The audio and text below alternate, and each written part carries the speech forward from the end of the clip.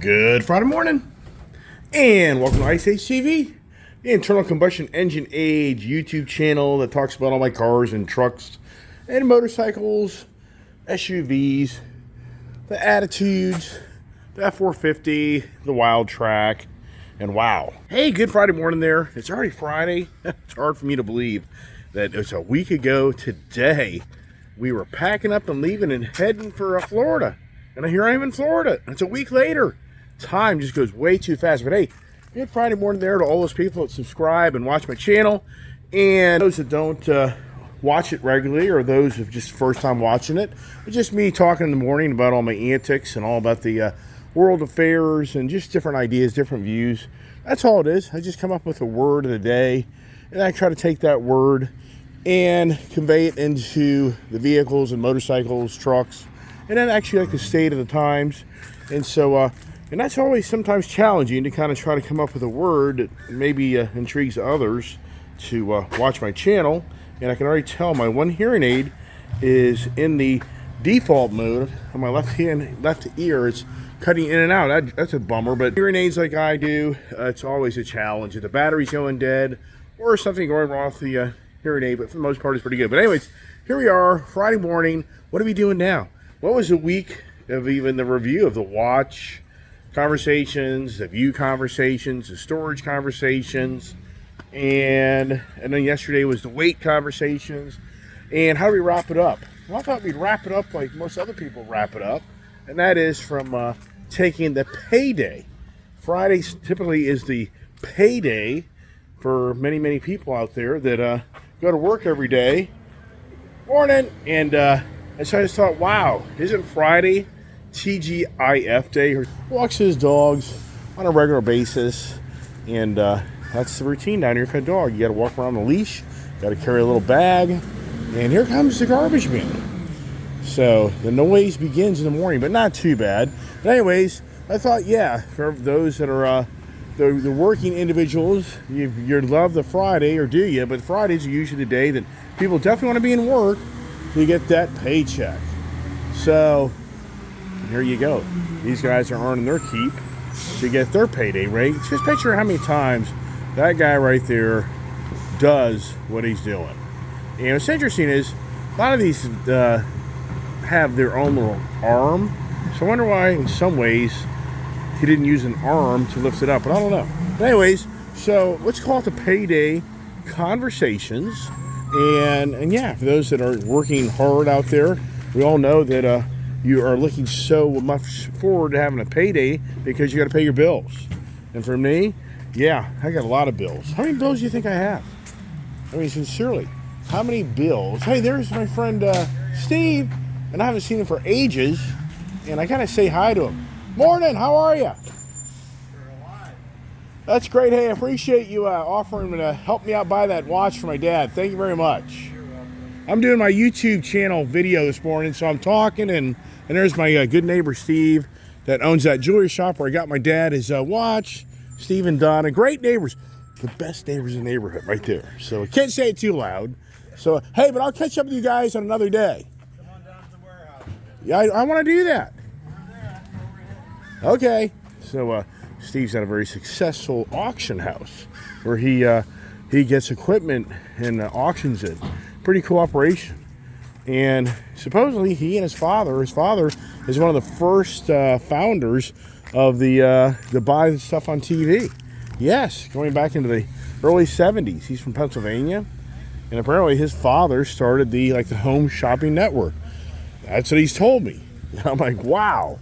So anyway, so the payday, it's all about the payday. It's all about the paycheck. That's why people get up every day to go to work for the most part, even though I think a lot of people enjoy the work, but I think a lot of people don't.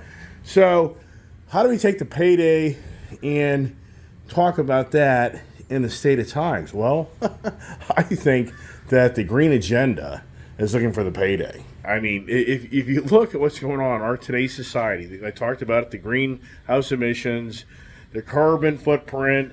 The gentleman reached out and talked about how a gallon of fuel was worth like 4 pounds or something like that. I mean, it's so much science to all this carbon footprint, the greenhouse emissions.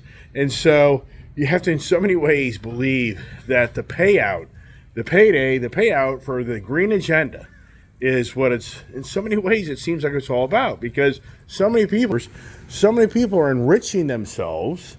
I mean, enriching themselves more than ever through the green agenda policies. I mean, just look at Elon Musk. I mean, we can look at Elon Musk. I mean, think this through.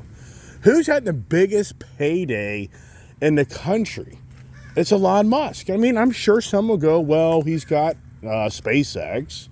He has his satellite network. He has Tesla. But come on, wait a second. Where did Elon Musk get his payday?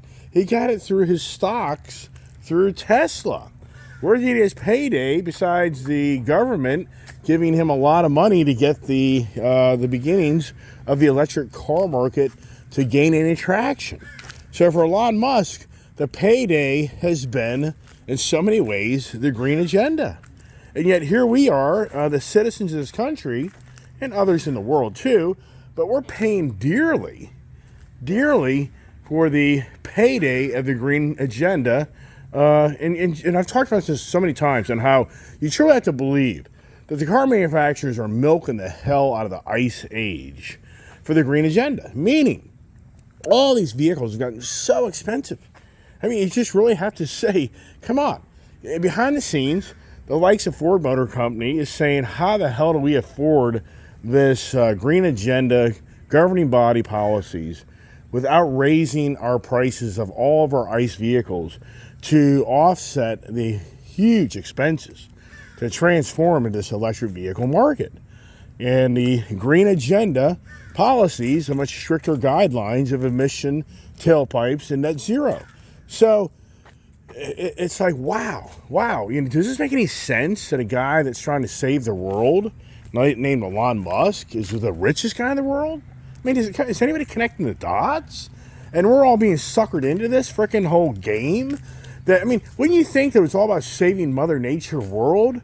That you'd be on the page of all the good for mankind and not enriching yourself beyond believable? I mean, does this make any sense to you? I mean, sincerely, it's just, oh my gosh, it is so bad, because we are witnessing more than ever in our lifetime the constant pounding of the green agenda, the activists, the governing bodies that are mandating so many guidelines that is costing the human being on this planet Earth a lot of money. And in so many ways, financial harm. I mean, wow.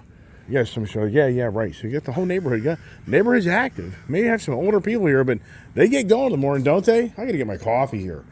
So, got the Hurleys here. Haven't ridden a lot, ridden a little, but hopefully we get some more riding time in. And I never did the back-to-back exhaust. I think the 121 Hurley here sounds much better than the 117, with just a factory slip-on. But the interesting part is, you've got a Reinhardt versus a Chromeworks slip-on muffler.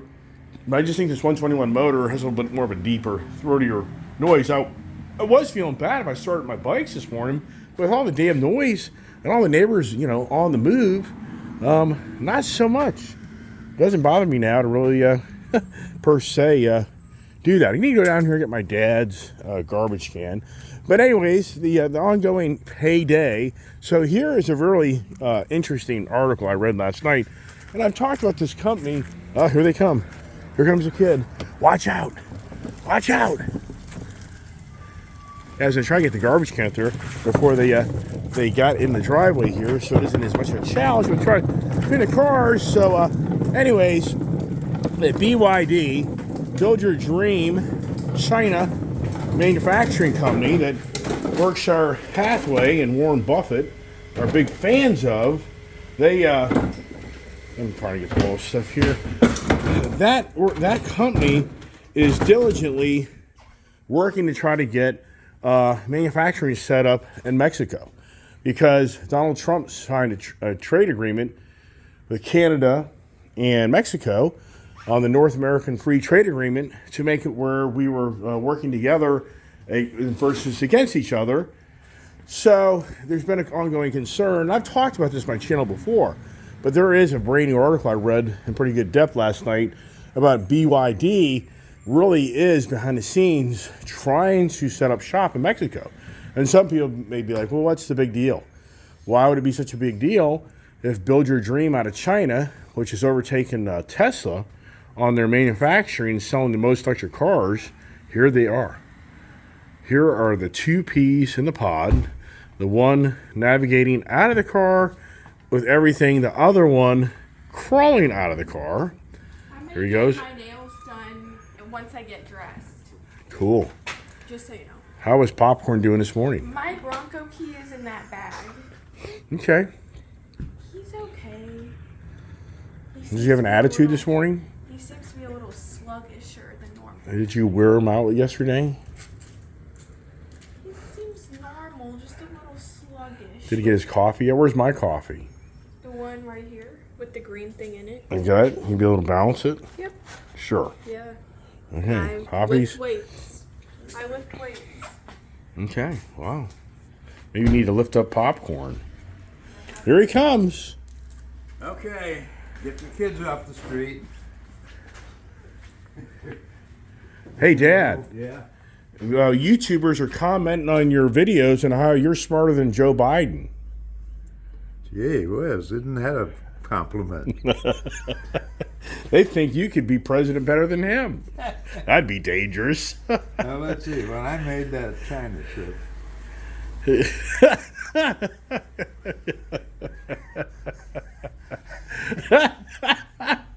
He's bad, right?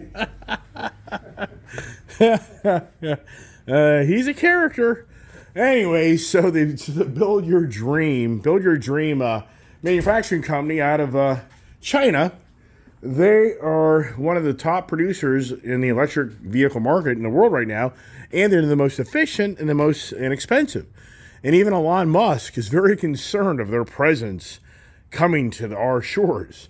And so Donald Trump, during his era, he was trying to totally shut down the abuse of China, taking advantage of our country, of them getting in here to sell other goods with not much of any tariffs. Yet, if we want to sell goods in China, the tariffs are very high. That would make it challenging for you to sell any goods over there in that market. So Donald Trump imposed a 25% car tariff on any Chinese-made car that was imported from China. So China's had a very challenging time that makes any sense, per se, to enter our market with that high a tariff on the car. And there's like another 2% added on that. And Joe Biden actually wants to raise that tariff to maybe like 27 or 28% because he sees, as others see, a very challenging time for this country trying to evolve in electric vehicles. And his IRA, his Inflation Reduction Act bill, that's enticing so many to get a payday out of the investments and the infrastructure of all the electric batteries, solar panels, semiconductor chips, the electric car manufacturing, all that's being going on as we speak, of billions of dollars being handed out to different companies and individuals to start the process to really transform us into the much more friendly USA, even though China and all these other countries, it's just, they're off the radar screen. It's incredible how us individuals in the US are being hammered on gas appliances, your heat, your air conditioning, your cars, your food you eat. But yet China, they just continue to do what they do, and they have the most coal burning plants in the world, and they've actually set up even more coal burning plants. But you know what, whatever, hey, what's the big deal? It's China, right? It has the biggest military in the world now. Hey, what's the big deal, right? Oh yeah, so the whole point of that is BYD sees an opportunity through Donald Trump's NAFTA agreement where they can set up shop in Mexico and then begin entering into the U.S. market with their cars. And once again, Elon Musk says if that happens, it's going to be a huge challenge for even he himself to compete on that level, even though Elon Musk is secretly building, supposedly in Texas, one of the most advanced manufacturing plants in the world that he'll eventually reveal doesn't apparently take, I believe, the human factor out of it substantially, and it's going to be the most efficient manufacturing plant like what Henry Ford did back in the early 1900s to revamp on how cars are made and to also have Elon Musk put a much more inexpensive electric vehicle, because he sees the painting on the wall that it's just a matter of time before China builds a factory in Mexico and then sets it up as a Mexico company per se, and they begin to enter the market, which then it just creates another payday for China on its continued dominance of the world. You know, it's just incredible to me on how China is such the influence of our world more than ever in modern times, but yet so many people in some ways would argue that. But you just have to say that we're falling right into China's plan with all this green agenda. And it's what's so really sad about it, and even maddening, is it's the China, persuasion of this, all this electric vehicle technology and the solar panels, and the list goes on and on and on. But yet they're one of the dirtiest per se countries, along with India. And once again, I'm not the expert here. Some could weigh in, and they could say, well, somewhat that's factual, but not all that's factual. But the whole point is, the perception of China is they're just not playing by the the Paris Accord Agreement, what is all that? That's where Trump years ago got out of these world governing body associations, paying millions, if not billions of dollars into these agendas that Trump saw wasn't really a fair playing field, because so many were cheating the system. And so many, people that don't do their research, they don't understand it. The reason Trump pulled out of NATO or didn't want to support NATO, but he just saw an unfair advantage of other countries abusing the policies of having us Americans pay for the wars, pay for the the humanitarian problems, and to pay for the green agenda problems. But yet there's so many other countries that won't participate that could, and that's really what that's more about. I think people don't understand that per se. So back to the payday. So you have to say China is truly on the movement of a payday never seen in our country in modern times, or to date for hundreds of years. I mean, sure, China had its dominance thousands of years ago, but in the economy, in economics, China is just growing by leaps and bounds. And yes, I know China has their own personal economic challenges right now. I get all that, but the real point of the message is that we are part of the China, in my eyes, regime that's creating all this electric vehicle technology, and this governing body of our country has fallen prey to it, as Germany has, and England has, and the European countries. Japan and Toyota, the Japanese have kind of not taken such the aggressive tone that it seems like the European and the Americans have. It seems like the Japanese are sitting back a little bit more. They're a little more on the page of the hybrid setup, and I've talked about that numerous times with the grandson of Toyota, Akio Toyoda, how he's resisted this instant transformation to electric vehicles. So, once again, the point of that message is that BYD is actively pursuing to get set up shop in Mexico to, in the near future, bring the BYD product. And if you look at the BYD, and over in China, there's probably 100 different electric vehicle manufacturers that have already set up shop. Thousands have set up shop over the last 20 years. Most of them have gone broke or gone out of business. But the BYD seems to be getting a lot of recognition, a lot of success. They seem to be building a pretty good quality product. My neighbor's supposed to be coming home, I think, today. I'll have to text him, or tomorrow, so I'm going to get this thing out of the driveway. And I hope it didn't rain too much, because I got all my stuff back here, and it gets all wet. Then we get a pain in the ass to take it all apart. But there's my roll-up cover. But I finally, last night I found, it's always you order something on the internet. I want a bed rug in the back of this truck. And a lot of people be like, why would you put a bed rug when you already have the spray and bed liner? Well, it's because I haul my suitcases and my motorcycle gear. I haul a lot of stuff in the back of the bed of the truck. And it just makes it nicer when it's a carpeted surface. And I'm not going to be using this truck with throwing crap in it and beating the crap out of it. I wouldn't buy this type of truck. I'd buy a beater truck. So it's more about the capability of having a really nice plush carpeted bed. And I've showed a lot of how-to videos on how to do this. I've done it a gazillion times. This is probably the second or third or fourth dually I've done. But I didn't start doing the bed rugs till just a few years ago Love them. So the Ford dealer I bought the truck from, they're telling me the bed rug won't come in till like late next week, maybe the week I'm leaving. And so last night I got on the internet, and realtruck.com says they ship it today, and it's going to be here next week, so I ordered it.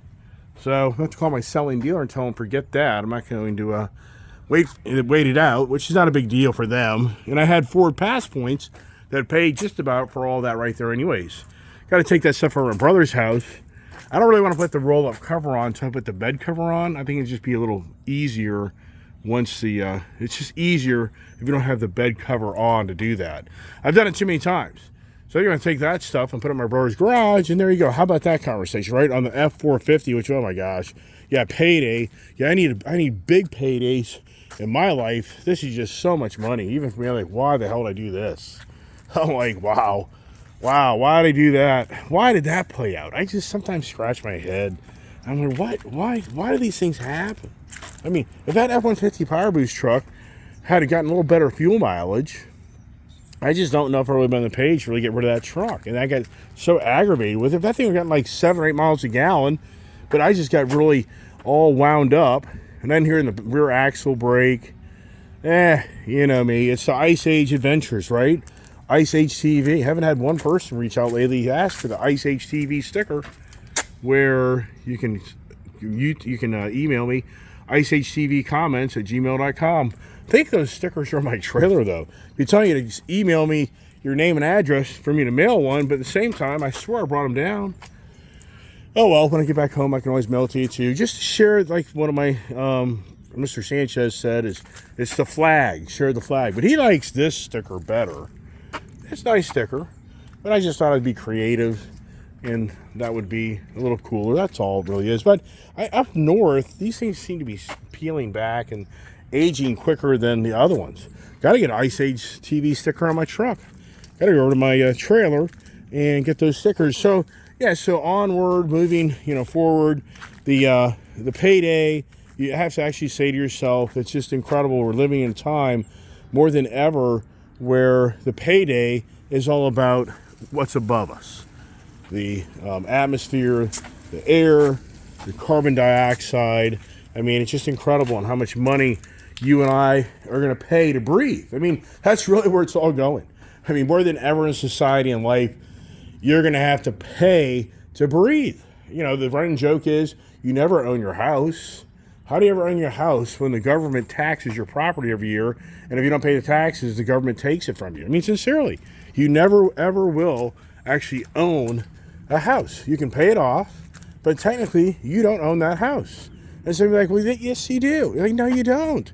Because if you die one day and you give it to one of your kids or whatever, wherever it goes, let's just say, and the kid or whoever screws up and they don't hold a job and they can't pay the property taxes, and one day the government comes and takes the property, how is that your property? This stuff goes on. It really does. And the interesting thing is the payday down here is more than ever in Florida about the insurance, because of these hurricanes that have come through and have done severe damage to properties. But the biggest thing is it's so expensive now to build a house. My brother claims that this area now is $400 a square foot. Did you just hear me? My brother claims that if you want to build a house down here, you're at $400 a square foot. I don't know if that's factual or not. Oh my gosh. Beyond believable. Just beyond believable of what you're talking about. But I can believe that, because if you have a 1,500 square foot home down here, you're probably going to get $600,000 for it. Yes. I mean, I think it's a little, well, I would say maybe the $400 a square foot is build value-wise. I'm sure that $300 to $350.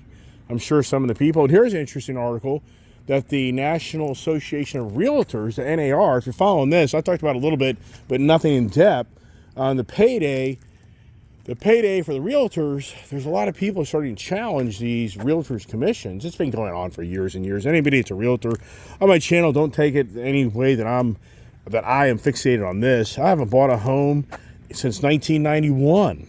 So this isn't really my forte. But anyways, the whole point is the payday, the National Association Realtors Association, those guys are pissed, because apparently there's lawsuits being filed in Kansas and Chicago. There's select states that are now going through lawsuits that's saying, I guess in some ways, that the realtors have been price fixing commission structure. I don't know a lot about it, but the whole point is there's some hell-bent lawyers out there trying to go after the realtors for them charging exorbitant fees to sell houses. And what many are saying is, how does it make any sense that a person sells $1 million home that spends the same amount of time to sell the $1 million home, they get 6% commission, and versus they sell a $500,000 home and they spend the same amount of time and work and effort. So why do they get double the commission? So that's kind of that's spurring that. And apparently, if you're not a member of the NAR, if I'm saying it right, National Association of Realtors, then you don't have access to all these listings of homes. So if you don't sign up to be part of that association, which is is the whole country, it's a huge organization funded with all the realtors and real estate companies, then you're kicked out of the system, or you can't see all the listings to go sell homes.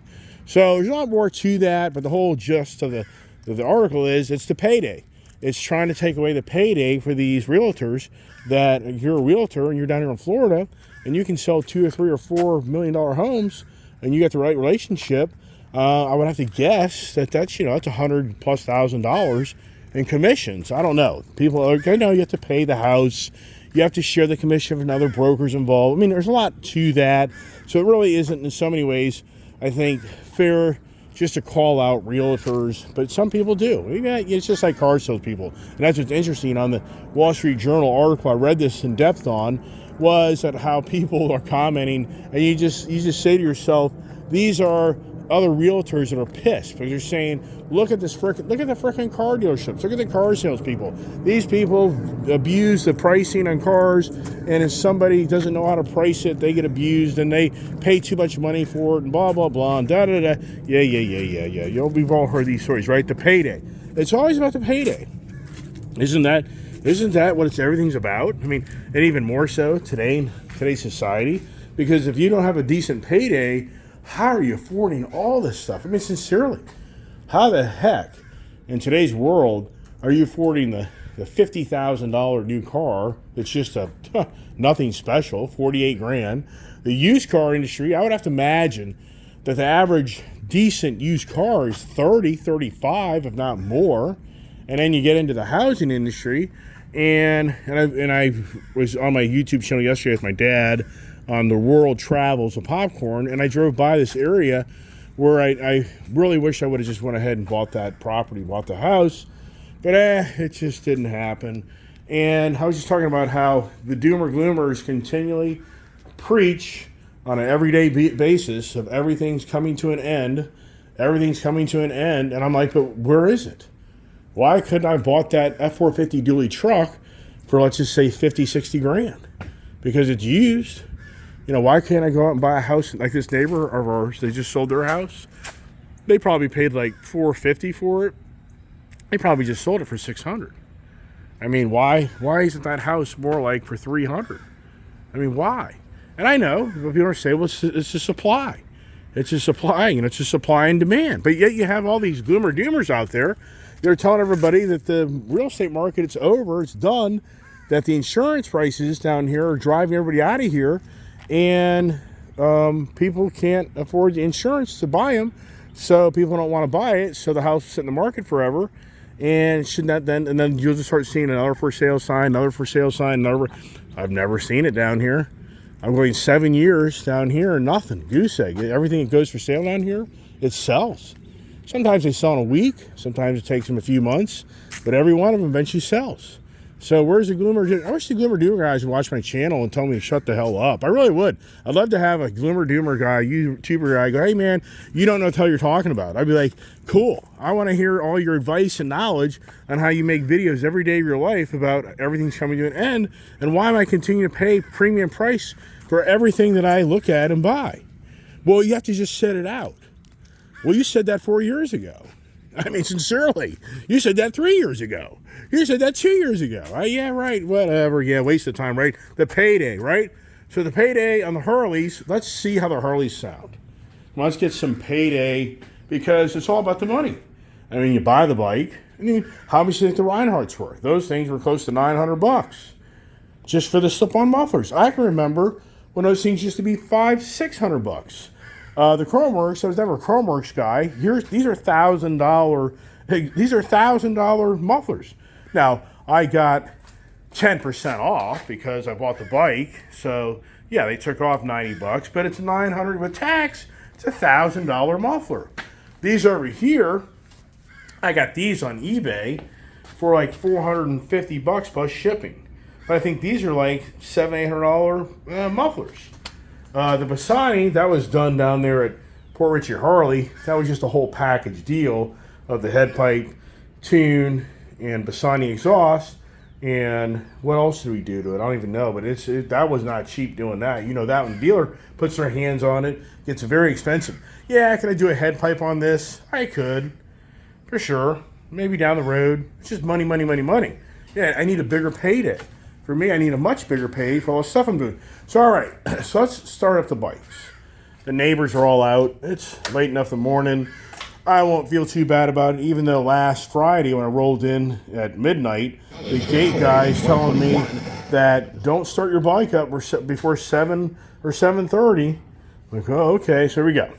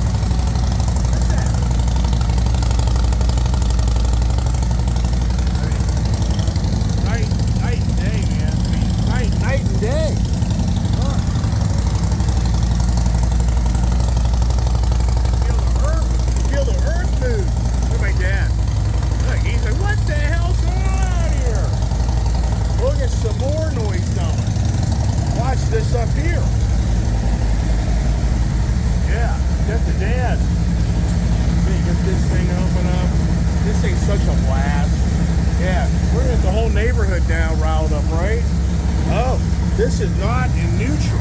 That sucks. It doesn't end. Why the hell would I have it neutral? We can get it neutral.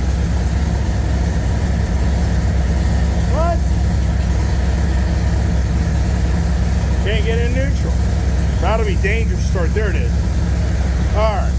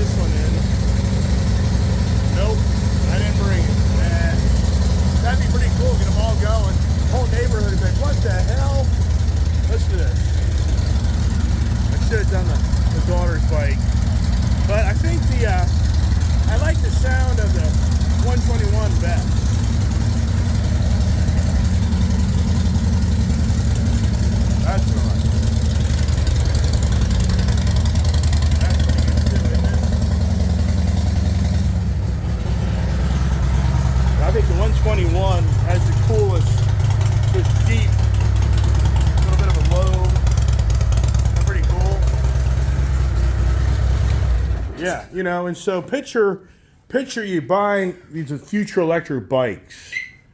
Whip-de-doo-dah. I mean, come on. Can you even imagine? It's sick to even think to myself that the future of Harley would be electric bikes. You can imagine, you come out to your garage, you turn it on. I mean, here's the thing about life. My goal in my life when I got out of high school was to be able to make enough money to go buy a damn nice car or to modify my car. That was my goal. That was my number one fixation. I'm going to make money so I can fix up my car, or I can get a different car. I mean, and what drives that is the love and passion of what you see something that just really tickles you. And you just really kind of feel like, wow, that is something I really want to have. I really want that. So you sacrifice your payday to pay for this stuff.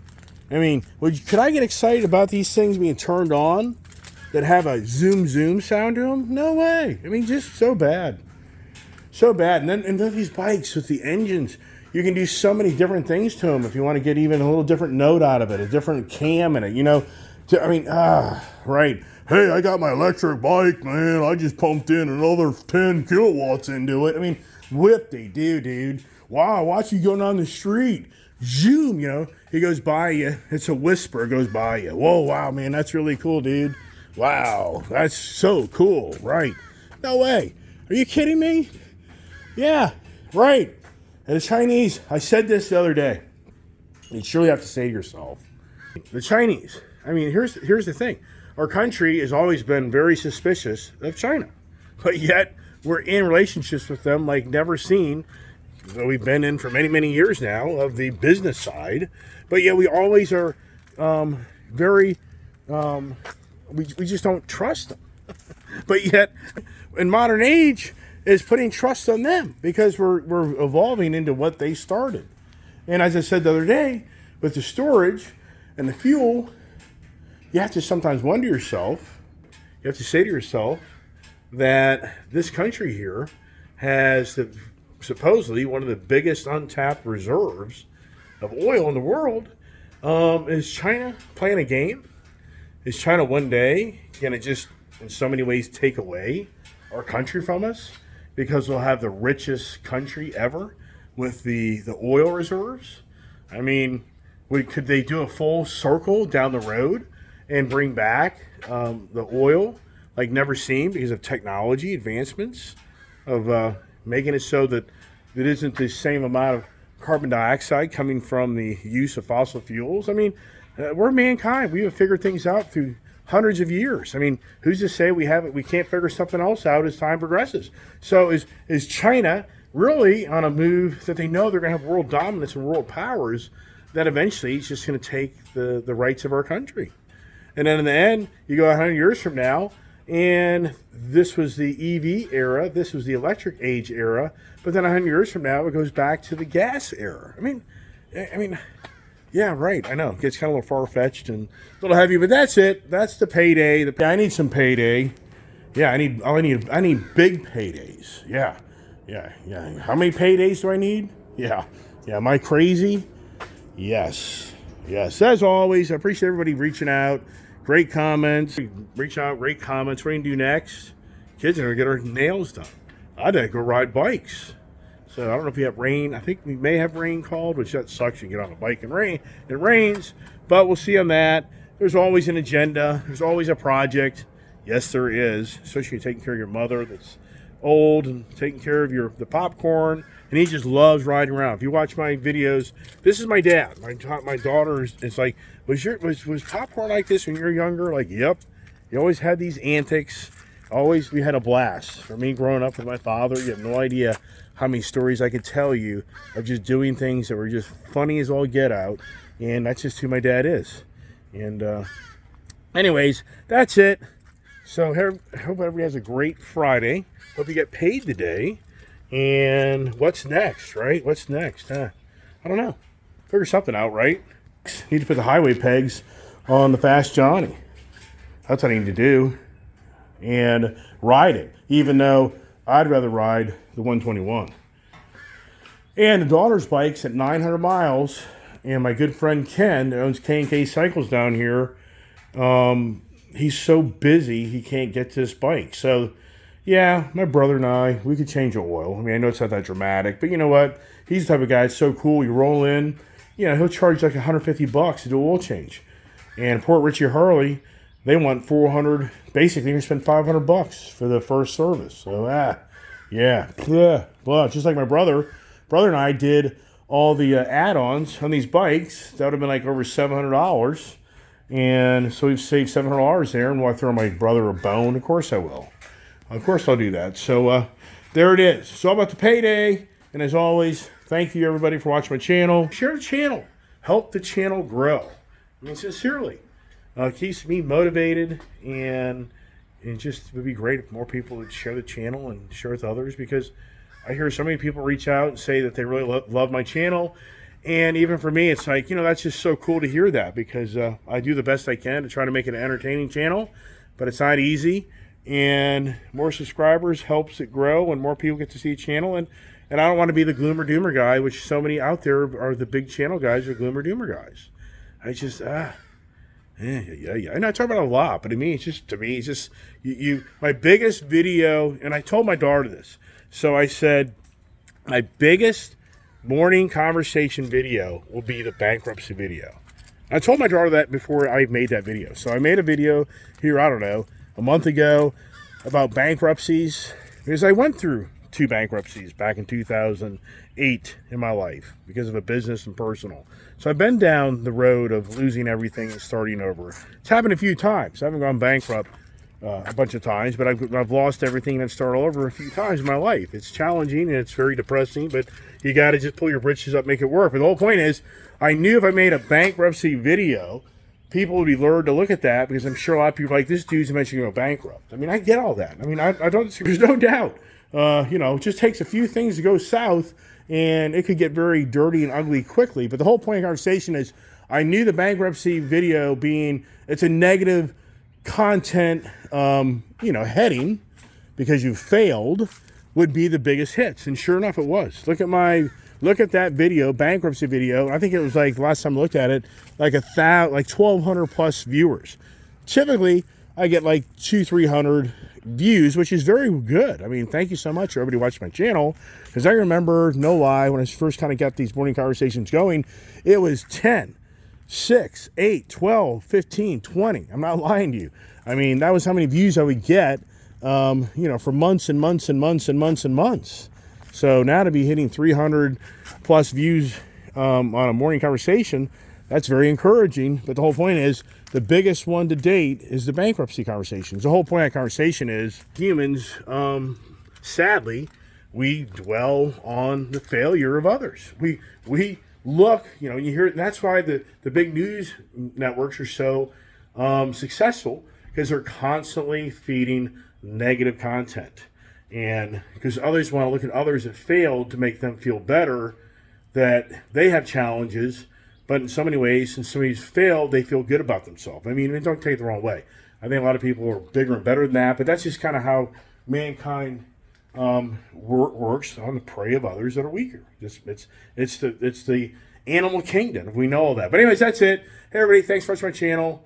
God bless. Have a great day. Stay tuned for more adventures, and have a great Friday.